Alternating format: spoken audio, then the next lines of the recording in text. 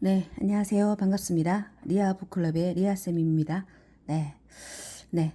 그동안 잘 지내셨나요? 너무 오랜만에 영상을 찍게 되었습니다. 네. 아, 4월 달이 시작되고, 벚꽃이 만개를 했고요. 네. 이번 주에는 이제 벚꽃이, 지는 주가 되겠네요. 네. 벌써 이제 잎들이 나오면서 꽃들이 막 이렇게 다 지고 있더라고요. 음, 날씨가 너무 좋고 화창하고, 네, 계절이 또 너무 좋은 계절이죠. 네, 다들, 건강하게 잘 지내셨을 거라 생각하고, 네, 오늘 영상 시작해 볼게요. 자, 레미제라블 가져왔고요. 지금 제가 화요일 날 아침 온라인 독서 모임으로, 레미제라블 읽기를 하고 있습니다. 이번 주에 이번 주, 오늘이 수요일이니까 어제네요. 네, 어제 4부를 들어갔습니다. 진도는 지금 계속 잘 나가고 있고요. 4부의 1장부터 5장까지 진도를 나갔습니다. 폴리메 거리의 서정시와 생드니 거리의 서사시 부분인데, 4부 앞부분에 보면 폴리메 거리의 서정시를 어느 정도 본 것 같아요. 네. 자, 오늘은 4부는 이제 다음 주로 제가 영상은 오늘의 주제는 아니고요. 자, 오늘은 이제 3부입니다. 3부를 가지고 정리를 해보려고 해요.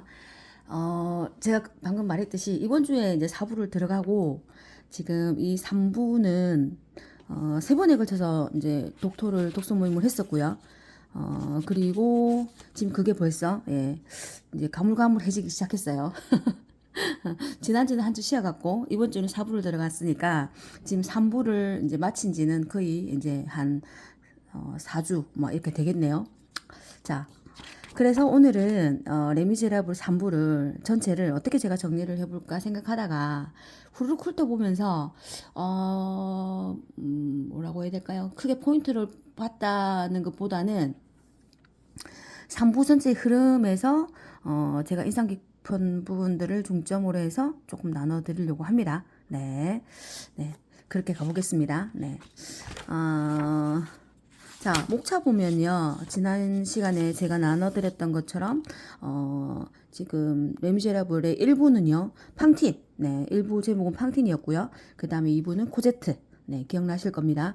그리고 지금 제가 오늘 하는 3부는 마리우스입니다. 팡틴과 코제트와 마리우스는, 레미제라블 장발장 이 소설의 중요한 등장인물들이죠. 네.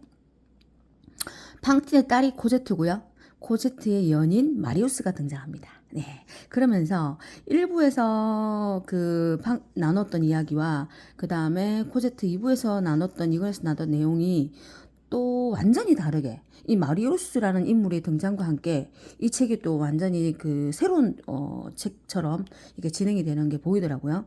그리고 1, 2, 3권을 가면서 지금 1800년대 초반에서 1800년대에서 1823년, 23년, 막 이런 식으로 자꾸 이제 시기가 흘러가고 있어요. 자, 그리고 제가 금방 간단하게 말했듯이 4부에서는 폴리메 그리의 서상시와 생드니 그리의 서정시와 서사시가 나오고요. 그 다음에 마지막 5부가 5권이죠. 네, 제목이 장발장입니다. 이렇게 이제 책이 총 5권, 또 5부, 1, 2, 3, 4, 5부로 구성이 되어 있겠네요. 자, 마리우스. 예, 마리우스 편을 한번 들어가 볼까요? 자, 마리우스 편의 소제목은 총 8장까지 있습니다. 자, 소제목 제가 목차를 여기 따로 적어 놨죠. 예, 1장, 파리의 미분자. 예, 2장, 위대한 부르주아. 3장, 할아버지의 손자. 4장, 아베스의 벗들. 여기 보면 대문자 ABC의 벗들이라고 되어 있는데, 이게 ABC의 벗들이라고 읽는 게 아니라 아베스의 벗들이라고 읽어야 된다고 하더라고요. 네. 그 다음에 5장, 불행의 효영. 네. 불행의 가치, 뭐 이런 거겠죠. 다 두 별의 접촉. 예, 두 별이 나옵니다. 그리고 파트록 미니트 8장 악독한 가난뱅이. 사실은 책을 읽지 않고는 이 제목이 뭘 말할까라고 그냥 우리가 추측만 하게 되는데, 예, 우리 시인인 빅토르 위고는 이 제목들을 요 1장의 제목, 그리고 1장 안에 또 들어가는 뭐 1번, 2번, 3번, 4번의 어떤 제목들을 정말 기가 막히게, 짜시죠. 예.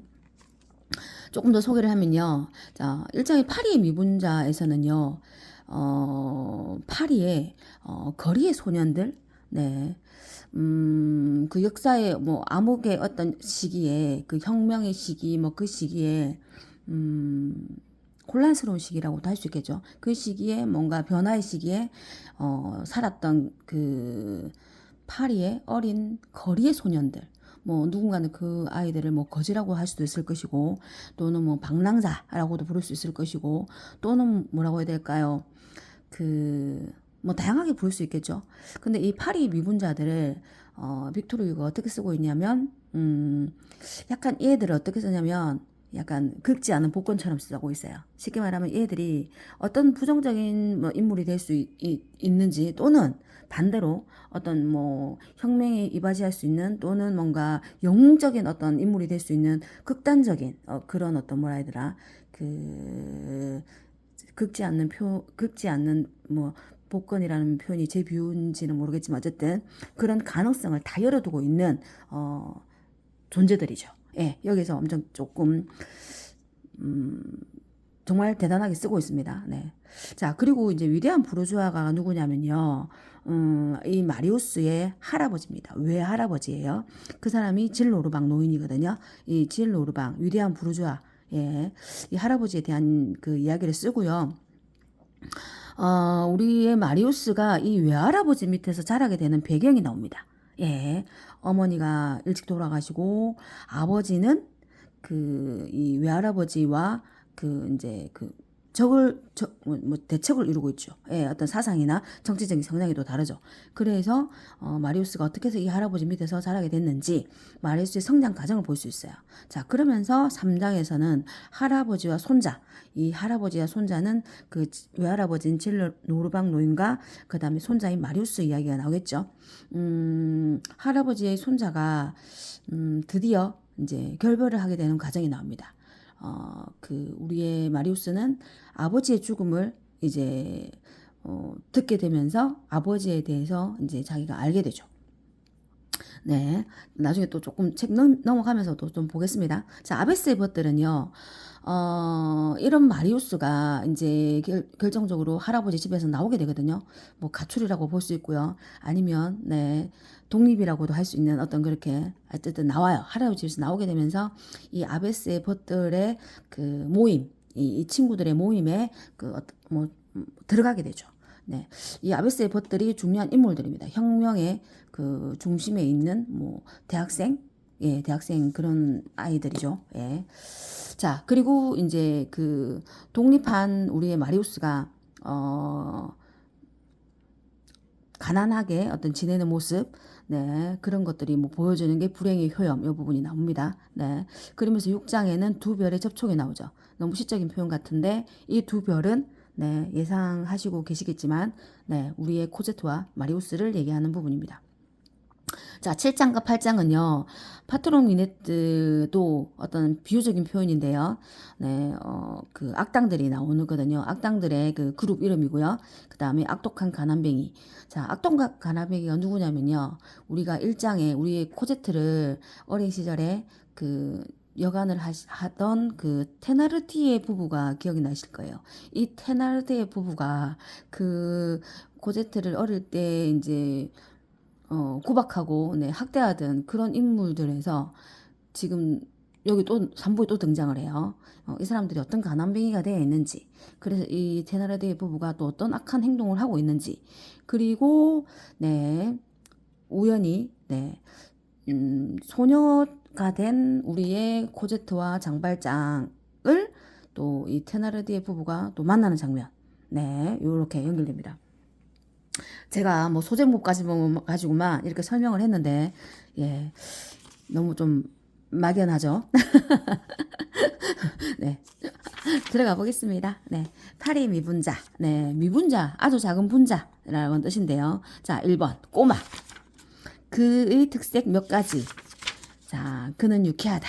이 지금 그 아이들에 대한 얘기였거든요. 자, 그의 유용성. 예. 그들이 어떻게 유용한지. 예. 그의 경계.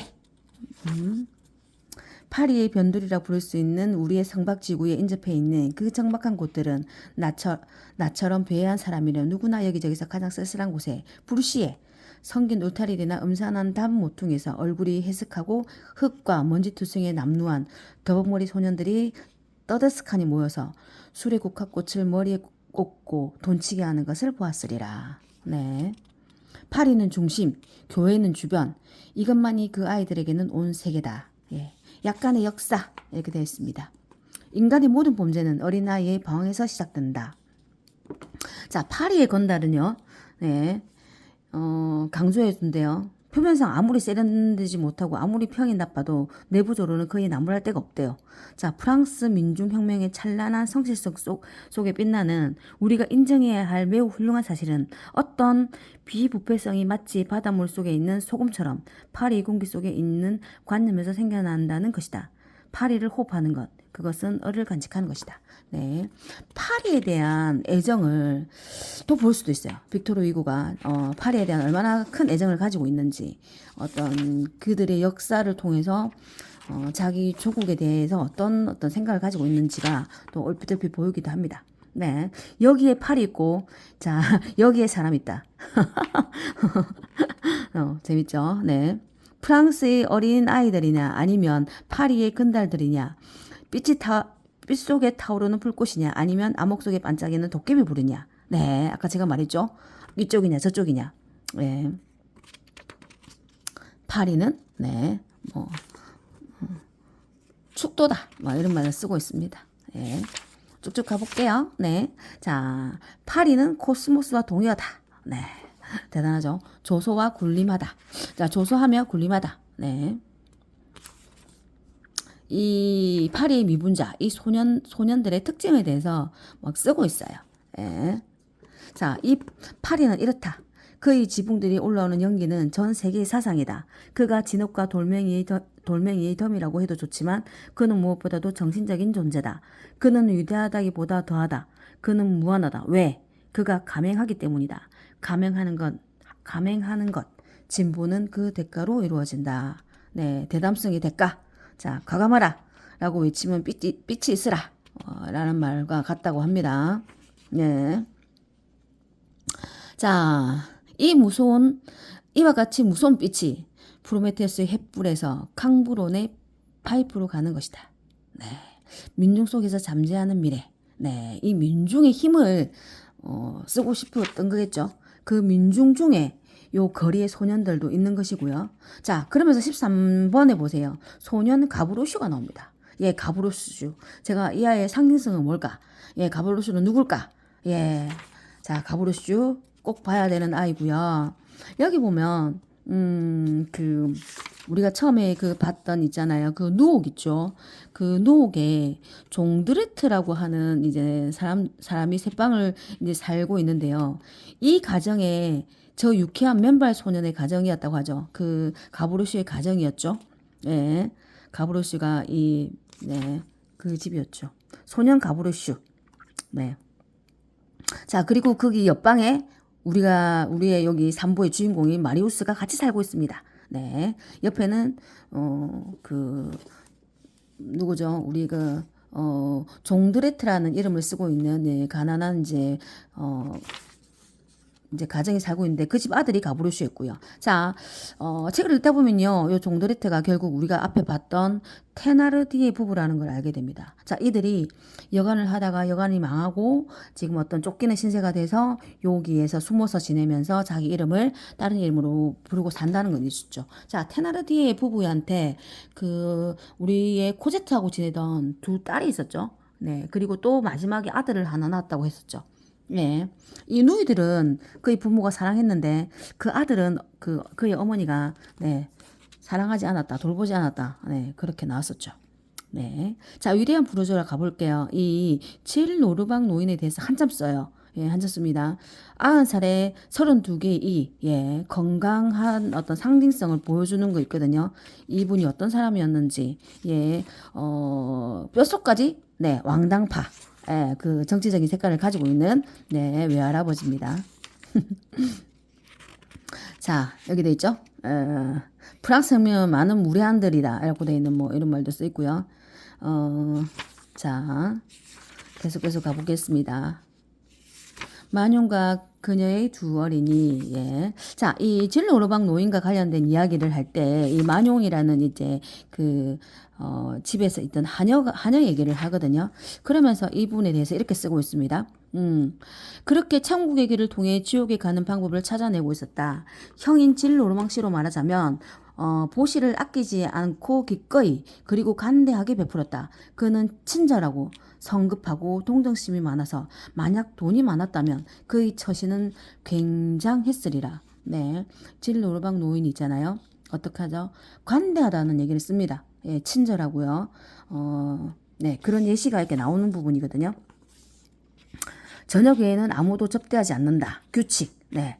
여기서 보면 또 이게 재밌는 게 뭐냐면 저녁 외에는 아무것도 접대하지 않는 게 아무도 접대하지 않는다라는 게 약간 인색하게 보일 수 있는데 자 누구에게나 저녁을 접대했다라고 바꿔 말할 수도 있는 그런 부분이었어요. 자 어울리지 않은 자매 여기서 질 오르망 씨의 두 딸이 있습니다. 예, 동생은 자기의 꿈의 사나이와 결혼했으나 그녀는 죽어버렸다. 언니는 결혼하지 않았다. 여기서 보면 이질 오르망의 이제 딸 중에 큰 딸이죠. 이 언니는 그 평생 이제 처녀로 살다가 여기 지금 우리의 마리우스를 이제 돌봐주기도 하는 사람이고요. 여기서 동생 있죠. 이 동생이 우리 마리우스의 예, 어머니죠. 예, 어머니가 됩니다. 자, 우리 마리우스가 여기서 이제 자랐다는 게 나오고요. 할아버지와 손자. 예. 네. 자, 할아버지는요, 그 뼛속까지 왕땅파를 했잖아요. 그 살롱. 옛날에 객실인데요. 왕당파 살롱에 막 이렇게 다녀요. 그리고 손자를 데리고 다니죠.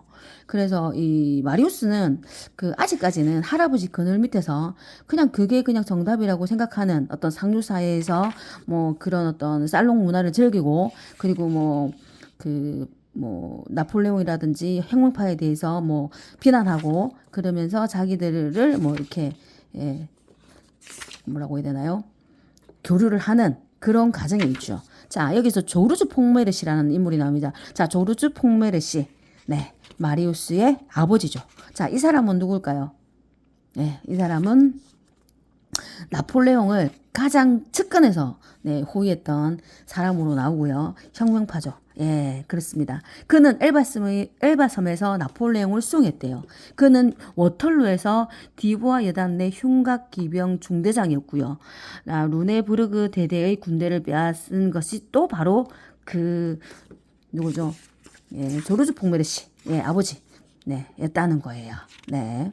자, 육군 대령 남작 폭메르시라는 그 뭐죠? 그걸 받아요. 그 뭐지 하사를 받죠. 남작 칭호를 받아요. 근데 뭐예요? 왕정 복구가 되고 난 다음에 자 그거는 가짜다. 그 나폴레옹이 내려준 그 남작은 무효라고 하면서 루이 18세는 예, 무효라고 했다고 하죠. 자 그렇지만 어쨌든 육군 대령 남작 폭메르시라는 네, 그런 뭐 이름을 가지고 있는 분입니다.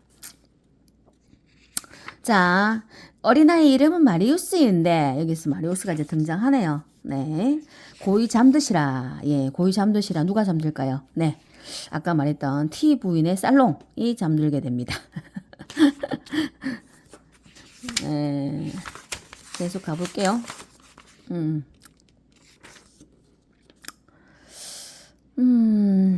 과격 왕정주의자들의 정신은 특히 왕정복구의 일기를 특징 짓고 있다. 1814년이 시작되고 1820년의 경우 막 이런 식으로 나옵니다.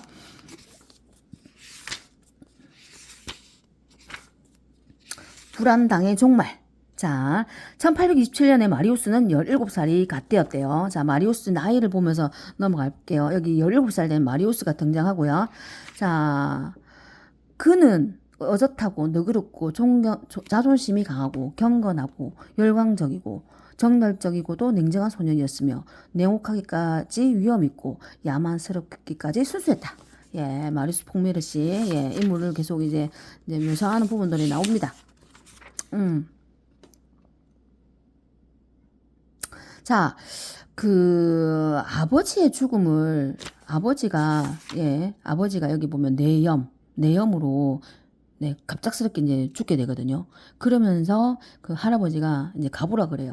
너희 아버지가 이제 뭐 위독하단다 가봐라 이러죠. 자, 근데 이제 마리우스가 도착했을 때는 이미 마리우스 그 뭐지 아버지가 그 돌아가신 상태죠. 그러면서 아버지가 남긴 유언 같은 어떤 쪽지를 발견합니다. 내 아들을 위하여 황제는 워틀로의 싸움에서 나를 남자에게 봉하셨다. 복고 정부는 내가 피 흘려 얻은 이 자기를 나에게 인정하지 않았으니까 내 아들이 그것을 취하여 사용하라. 내 아들이 이것을 받아 마땅하리라는 것은 두말할 나위도 없다. 야, 이렇게 돼 있죠. 자, 밑에 뒷면에 바로 이 워툴 전투에서 한 상사가 내 생명을 구했으니 자 테나르디에라고 한다. 자 이게 아버지가 남긴 유언장에 보면 그 테나르디에를 찾아가지고 꼭 네가 뭐 해라 그분께 그 뭐지 감사의 인사를 해라. 찾아서 생명의 은인을 갚아라라고 하는 걸 이제 남겨주죠. 자, 우리의 마리우스는요, 이 아버지의 이 뭐지, 요런 것들을 보고요, 그 다음에 혁명화가 되기 위해 미사에 참여하는 유용성 여기 보면요, 그 조르스 폭메르시가 마리우스의 아버지가 그 미사에 막 참석하는 과정이 나오거든요. 자, 근데 여기서 미사에 참석하는 아버지는 이 아들을 마리우스를 멀리서만 보기 위해서 이제 이 미사에 참석했던 거거든요. 네, 그걸 누가 알고 있냐면 이 성당의 집사인 집사 분이 알고 계시죠. 그래서 이 사람이 그 어떤 얘기를 누구한테 하냐면 우리의 마리우스한테 전달해 줍니다. 그래서 마리우스는 아버지가 자기를 사랑했고 그리고 자기를 멀리서나마 끊임없이 지켜보고 있었다는 것을 알게 되죠. 네. 그러면서 마리우스는 조금 뭐 그 아버지에 대한 어떤 사랑을 이제 깨닫게 되면서 예. 네. 이 남장 마리우스 폭메르시라는 이름으로 된 명함도 이제 파고 이래요. 그러면서 아버지의 무덤에 가서 울고 막 이렇게 다니고 하거든요. 네, 할아버지 몰래 이제 그렇게 했던 거죠. 자, 화강암과 대리석이라는 비유가 있어요. 누가 화강암이고 누가 대리석일까요? 네, 할아버지와 우리의 마리우스가 이제 대결하는, 대적하는 막 이렇게 했죠. 자, 마리우스가 하는 얘기 한번 들어볼까요? 겸손하고 영웅적인 분이었습니다. 자기 아버지에 대해서 막 설명해요. 공화국과 프랑스의 영광스럽게도 봉사하고 인류 역사 중에서도 가장 위대한 역사 속의 위원이었으며 25년간을 야영 생활하고 낮에는 포탄과 총알 속에서 밤에는 눈과 진창, 빛 속에서 싸웠으며 2개의 군기를 빻고 20개의 상처를 입고 이전과 버림 속에 돌아가셨는데 그분의 잘못이란 한 가지뿐 그것은 두 배은망덕자 자기 나라와 저를 너무 사랑했다는 것입니다. 라고 할아버지한테 그 이제 어찌 보면 저항하듯이 말을 하는 거죠. 네. 할아버지 벌벌 떨겠죠. 네. 그러면서 네, 우리 마리우스는 집을 나오게 됩니다. 예. 자, 마리우스는 장차 어떻게 될 것인가? 예, 아베세이버들에 보면 여기 보면 이렇게 되어 있습니다. 아베스라는 뜻이 민중이라는 뜻이랍니다. 민중. 그래서 민중의 벗들. 예, 네. 뭐 레미제라블하고 비슷할까요? 뭐 그런 것도 느낌이 비슷한 것 같은데 여기 보면 자 134페이지에 이들은 어느 정도 역사적인 인물로서 있잖아요. 앙졸라, 공구페르, 장 플루베르, 파이, 쿠르페락, 바오엘, 레글 또는 레글, 졸리, 그랑테르 이렇게 9명이 네, 설명됩니다. 네, 여기서 앙졸라는 부터 이제 설명을 하더라고요. 근데 이 정말 빅토르 위고가 이 9명을 다 설명합니다. 예, 다 설명해요. 누구는 어떻고, 누구는 어떻고, 누구는 어떻고. 보통 여기 애들이 지금 대학생들입니다. 어떤 뭐라고 해야 되나요? 네. 혁명을 부르짖는 그런 어떤 아이들이죠. 앙졸라는 수령, 콩부페르는 지도자, 쿠르페락은 중심이었다. 예, 이런 식으로 이 인물들을 묘사하는 부분들이 쭉쭉쭉쭉 있습니다. 네, 저는 제가 인상적이었던 인물은 누구였냐면, 그 그랑테르의 앙졸라라고 되어 있는데요. 이 그랑테르는 뭐 이런 어떤 그 뭐 혁명이라든지 이런 정신이 좋은 게 아니라 앙졸라를 좋아해요. 앙졸라. 이 앙졸라를 찬미했고 앙졸라를 사랑하고 앙졸라를 숭배해요. 그래서 여기에 들어오죠. 예. 재밌어요. 이 부분 재밌습니다. 네. 예. 자, 그리고 자연스럽게 이 마리우스 폭메르시가 요 아베스의 벗들에 이제 참여하게 되는 과정도 예, 드라마틱하게 네, 적어놨습니다. 그러면서 우리 마리우스는 사실은 그 외할아버지 아래에서 살았던 이 마리우스는 조금 뭐랄까요? 아직까지는 그 진보적이라든지 그런 어떤 혁명적인 그런 것들이 조금 약하죠. 예. 네, 그래서 지혜의 시작이 이제 시작됐다. 뭐 이제 약간 새롭게 눈을 뜨게 됐다. 미쟁 다방의 뒷방. 네, 요 아베스의 벗들이 여기서 어떻게 뭐 얘기를 하고 뭐 자기들의 어떤 의견을 얘기하고 이런 것들이 막 나오는 부분이 있습니다. 자, 그리고 자 논쟁도 막 일어나죠. 그 시야의 학대. 응. 자, 누구의 시야의 학대일까요? 마리우스의 시야의 학대입니다. 예, 마리우스가 조금씩 이제 자기의 시선을 넓혀가고 있다는 거겠죠. 자, 빈궁. 우리 마리우스는 가난하겠죠. 할아버지 집에 나오고 나서 가난하게 살고 있습니다. 예. 그리고 할아버지가 그 마리우스한테 그 매달 맞나요? 뭐 얼마 동안에 600프랑의 어떤 돈을 주라고 이모한테 그 진로 로방 이모한테 말을 하거든요. 근데 우리 마리우스는요, 그거를 돌려보냅니다. 받지 않죠. 할아버지한테 그 받는 돈을 빚이라고 생각해요. 그러면서 마리우스는 가난하게 생각합니다. 음, 근데 이 마리우스는 그런 가난을 생각보다 잘 견뎌요. 예, 견디고 그러면서 자기가 변호사 일을 하면서 돈을 벌기도 하고요. 네. 16수의 돈으로 있잖아요. 따뜻한 미수와 배부른 저녁 식사를 얻었다. 뭐 이렇게 가난하지만 흡족한 생활을 네, 하는 모습이 보입니다. 예. 성장한 마리우스. 자, 그때 마리우스는 20살이었다. 예, 마리우스가 한 17살쯤에 그 아버지의 죽음을 알게 되고 집을 나오게 됐고 이미 지금 이제 20살이 돼요. 예, 마리우스는 청동병이었지만 질 노르방 연기는 새 항아리였다. 예. 네. 마리우스가 어떻게 시간을 보내냐. 네. 돈은 조금 벌면서 있잖아요. 생활비를 조금 벌면서 자기가 어떤 여유 시간을 가지고 사색하고 명상하고 막 이렇게 그 좀 약간 그런 인물로 보여져요. 예. 그런 걸로 보여지죠. 여기 마베프 씨. 마베프가 누구냐면 아까 그 있잖아요. 아버지에 대해서 알려줬던 그 집사님. 예, 그 성당인가 교인의 집사님이셨죠. 예. 그리고 이제 이 청년, 그러니까 쿠르페랑이랑 한 번씩 만나고 그 다음에 이 집사였던 마베프 아저씨를 한 번씩 만나고 뭐 이랬던 이야기 납니다. 이 마베프 씨에 대한 이야기도 잠깐 나오는데요. 엄청 예, 책을 좋아하시는 분입니다. 예, 아주 책을 좋아하는 분이라고 예, 이렇게 설명이 되어 있었고요.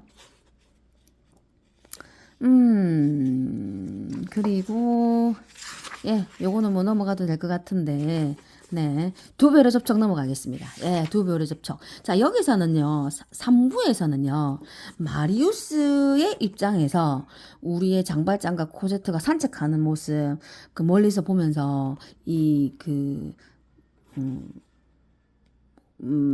장발장과 코제트를 보게 되면서 코제트에 대해서 이제 그 눈을 마주치게 되는 장면이 나와요. 네. 봄의 힘 이렇게 됐죠. 이번에 처녀의 시선엔 무엇인가 있었던가. 마리우스는 그것을 말할 수 없었을 것이다. 거기에는 아무것도 없었고 거기에는 모든 것이 있었다. 그것은 이상한 번개불이었다. 예, 번개불. 예. 아직 자신을 알지 못하는 그 영혼의 그 첫 시선은 하늘 속의 여명 같았다. 예. 자, 두 별의 접촉은 누구냐면, 네, 우리 코제트와 마리우스의 접촉이죠. 자, 이거를요, 마리우스 입장에서 계속 쓰고 있어요. 나중에 4부에서 보면, 코제트의 입장에서도 쓰더라고요. 코제트는 그때 어떤 상황이었는지, 코제트는 어떻게 그 마리우스를 보고 있었는지도 또 보여집니다. 예, 재밌어요. 자, 그러면서 묘한 삼각관계가 있는데요. 그 아버지인 장발장과 코제트 그리고 마리우스의 묘한 삼각관계를 볼 수가 있어요. 지금 여기서는 우리의 마리우스의 입장만 보입니다. 자, 마리우스는 사랑에 이제 빠지게 된 거죠. 파트론 미네트 아까 제가 말했던 것처럼 갱도와 강부들, 그 악당들을 대표하는 이름인데요. 파트론 미네트는 주인 아가씨라는 직역을 하면 주인 아가씨라는 뜻이 있는데 이거는 새벽의 시간, 아침의 시간을 얘기한다고 합니다. 네. 뭐, 우리가 저녁에 해질 무렵을 개완덕대의 시간이라고 한다고 하잖아요. 네, 그렇죠. 근데 새벽의 시간이 이 그 누구죠? 요 악당들이 예, 일을 마치는 시간이다. 그래서 파트롱 미네트라고 하는 악당들이 나옵니다. 네, 3번 보세요. 바베와 겔메르, 클라쿠스와 몽파르나스. 네, 악당들입니다. 얘들이 나중에 테나르디에와 손을 잡고 네, 우리의 장발장을 그 잡으려고 하는 그 네, 그게 요 4분 마지막에 여기 나와요.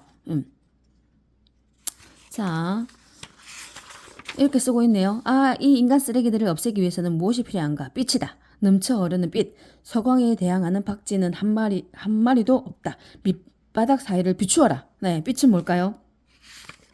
네, 지혜나 알미 아닐까. 네, 교육 뭐 이런 걸로 생각할 수 있겠죠. 예, 악독한 가난뱅이에서 보면 마리우스 한 처녀를 찾아다니다가 한 남자를 만나죠. 네, 그 없어진 우리의 그 뭐지 코제트를 찾기 위해서 막 이렇게 고군분투합니다. 예, 아 그런데 누구를 만나게 되냐면 여기서 보면 빈국 속에 핀 한 송이 장미꽃 이게 누구냐면요. 그 테나르디에의 그 뭐죠? 첫째 딸 에포닌하고 마리우스가 만나는 게 나와요. 예, 사실은 이 에포닌과 이 테나르디에 부부가 마리우스 옆방에 살고 있죠.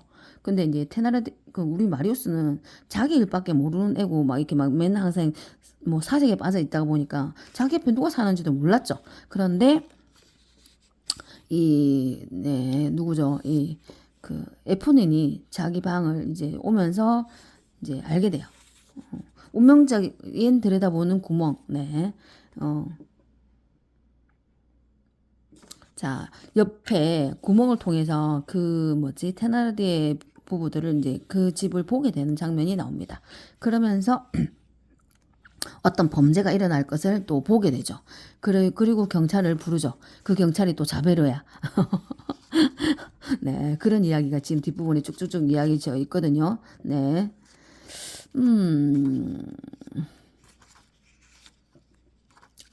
네, 마무리를 조금 해볼게요. 네. 이 정도 뭐 이렇게 마무리해도 3부로 정리가 되지 않을까라는 생각이 드는데, 요걸 뭐 직접 읽어보셔야 또 좀 더 디테일한 건 또 있겠죠. 제가 뭐 다 말할 수는 없은 부분이니까, 마리우스는요, 그 작은 구멍을 통해서 자기가 아버지한테 그 뭐지, 빚을 갚아야 될 테나르디의 부부를 이제 알게 되는데, 그들이 어떡한 악독한 일들을 하고 있는지 알게 되죠. 그리고 그 장발장과 코제트가 이 테나르디의 부부를 찾아오거든요. 선행을 베풀기 위해 찾아왔는데, 이 테나르디에가 장발장을 알아봅니다. 아무도 서로를 알아보지 못해요. 근데 이 테나르디에만 장발장을 알아보고 지금 네 범행을 예 하죠. 어떤 범행이냐면 코제트를 약간 인질로 삼으면서 예, 돈을 요구해요. 뭐 그 있잖아요. 그 납치극 벌이는 그런 것처럼. 자, 근데 이게 어떻게 뭐 예, 아주 우연적인 일로 에포닌이 써놨던 개들이 거기에 따른 아주 이 하나의 문장 때문에 이게 해산이 돼버리죠. 그러면서 그 장발장은 도망을 가게 되고, 그리고 테나르디의 부부랑 요 악당들은 누구한테? 우리의 자베르한테 잡히게 되죠. 그래서 감옥에 들어가게 됩니다. 자, 여기까지가, 네, 3부 내용이네요. 자, 제가 얘기를 정리하면서도 저도 시간이 조금 지난 감이 있어서 후루룩 뭐 이렇게 정리를 했던 것 같습니다. 네. 자, 어쨌든 요렇게라도 정리를 하고 넘어가야 또 4장을 이어지니까 자, 3장은 요 정도로 네, 정리를 할게요. 자, 조금이라도 도움이 됐으면 좋겠고요. 같이 네, 레미제랍을 또 같이 계속 이어갈게요. 자, 4부 예고를 조금 하면요. 자, 4부 아까 제가 말했던 것처럼 예. 플리미의 거리의 서정시 부분 아주 재밌습니다. 요거는 이제 우리의 그 코제트하고 마리우스의 사랑 이야기를 네, 본격적으로 볼 수 있는 부분이 나오게 되더라고요. 자, 오늘 5장까지 이번 주 나눴고 다음 주 화요일 날은 6장 어린 가브리슈부터 이제 또 10장까지 저희가 진도를 나갈 생각이고요. 그리고 한 번 더 2번 정도 이 책을 더 볼 생각입니다. 그리고 이제 마지막 이제 3, 4권 다음에는 마지막 이제 5권, 5부만 남았죠. 자, 5부의 제목은 아까 보셨듯이 예, 장발장, 소제목이 장발장입니다. 뭔가 이게 엄청 뭐 책이 5권이나 되고 길다고 생각하지만 이 서사를 읽다 보면 한 권 한 권이 새로운 책 같고 너무 많은 것을 포괄하고 너무 많이 담고 있기 때문에 막상 길다고 느껴지진 않아요. 이제 한 권밖에 안 남았네. 막 4권을 읽는데 이제 5권이 끝이 나겠네. 막 이런 느낌이라고 해야 되나요? 예. 네, 어쨌든 뭐 대작을 읽는 즐거움은 있습니다. 네. 잘 지내시고요. 또 조만간 또 새로운 것으로 또 새로운 책으로 돌아오겠습니다. 네, 오늘도 감사합니다.